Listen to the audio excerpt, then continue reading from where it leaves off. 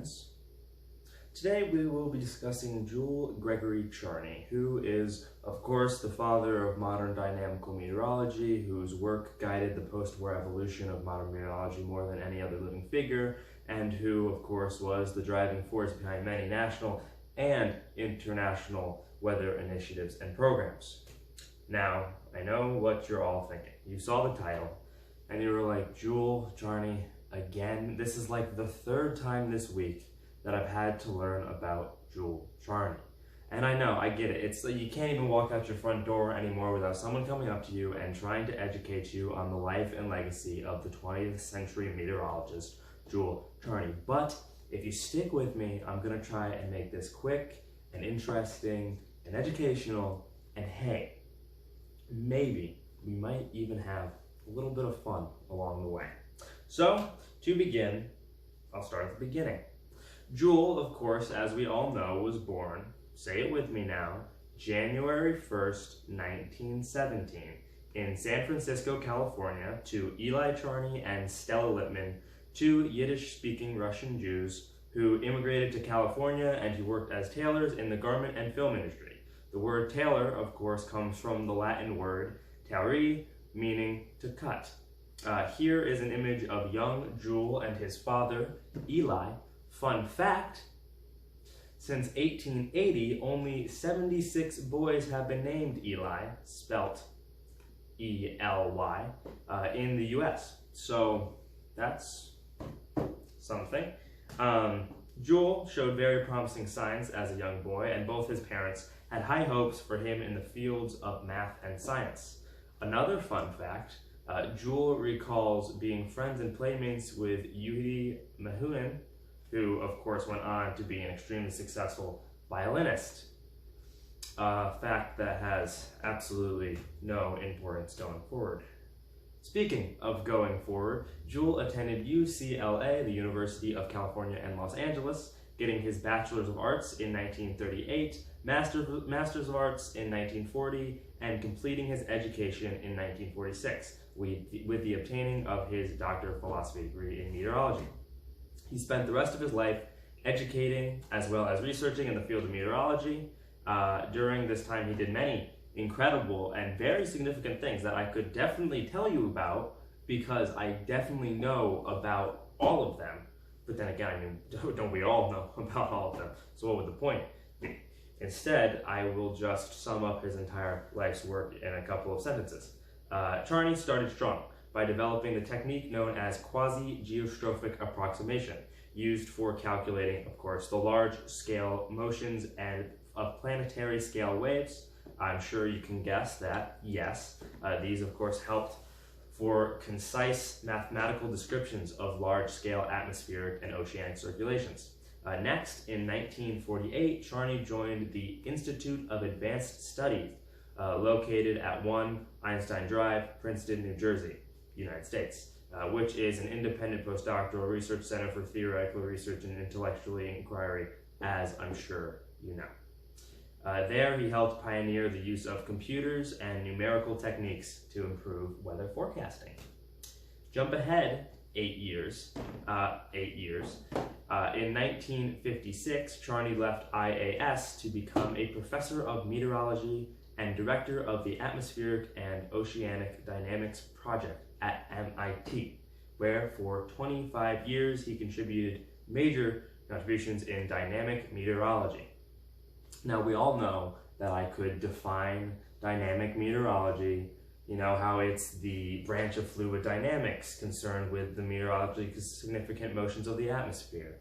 I could even go into how it forms the primary scientific basis for weather and climate predictions and thus plays a primary role in the atmospheric sciences.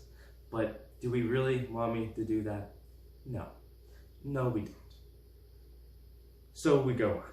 The year 1979, Charney is chairman for a study group on carbon dioxide and climate for the National Research Council, which would result in a 22-page-long essay, which I'm sure we've all read, titled Carbon Dioxide and Climate, a Scientific Assessment, more commonly referred to as the Charney Report. And what did this report conclude, I'm sure you are asking?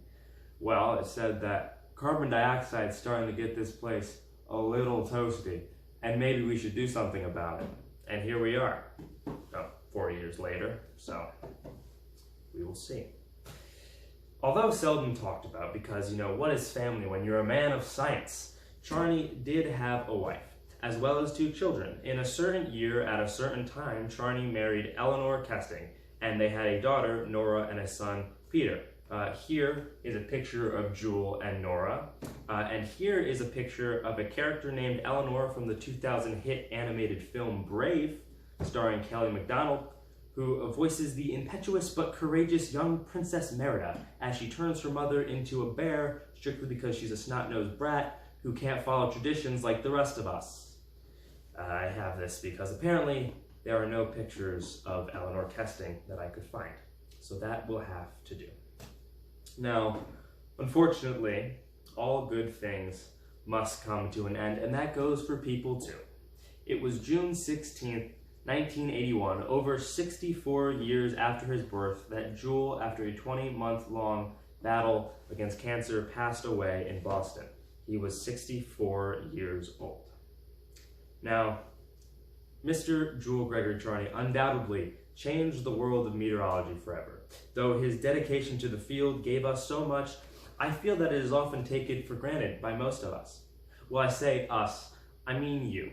But just so you can appreciate the luxury you have, I have for you my source of weather information. That's right, I have our soon-to-be former expert in weather, Mr. Edison the Weatherman Roberts, for our weekly weather update. Edison, please, take it away. Thanks, Polly. No, I messed up. Yeah. Thanks, Polly. Welcome to the weather report with me, Edison the cartographer Roberts. As you can see right now, well, actually, look for yourself. Look up. This isn't a joke. Look up right now. I can see you're not looking up. Look up. There we go. Very good. You can see that the weather that you're seeing right now isn't at all the weather that I'm experiencing right now. That's because I'm in time travel. They call me Edison the Time Traveler Roberts. Anyway, back to the weather report. Today is a nice, beautiful, sunshiny day. Tomorrow is going to be cloudy with a chance of anime. The day after that, you're going to find yourself in New Zealand. And then, for the last day of our weather report, you will find yourself back here at home on another sunshiny day. Anyway, that's all we have for the weather. Back to you, Polly. Wow, really informative stuff. Thanks, bud. So, as you can see, things could have been a whole lot different, but luckily, Mr. Charney came along when he did, or else, we'd all be in New Zealand, like I am right now. So, that does it. There you go. I know this may have been hard, hearing about Mr. Charney yet again.